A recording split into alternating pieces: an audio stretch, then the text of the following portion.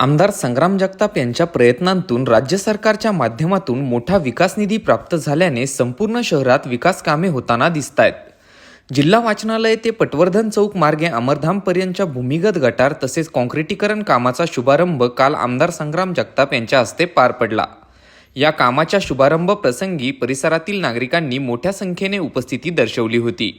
मुख्य जो जिल्हा वाचनालय ते अगदी पटवर्धन चौक मार्गे अमरधामपर्यंत भूमिगत गटार आणि त्याचबरोबरीने काँक्रीटीकरणाचा कामाचा शुभारंभ झालेला आहे आणि हे काम आज प्राथमिक स्वरूपामध्ये याचा भूमिपूजन समारंभ पार पडलेला आहे आणि गणेश उत्सवाचा कालखंड संपन्न झाल्यानंतर या कामाला प्रत्यक्ष सुरुवात देखील होणार आहे। या कामाकरता अनेक मंडळींनी या ठिकाणी पाठपुरावा केला, त्याच्या माध्यमातून या कामाला खरं तर योग्य ते काम गती मिळण्याचं काम आज निधी उपलब्ध झाल्यानंतर झालेलं आहे।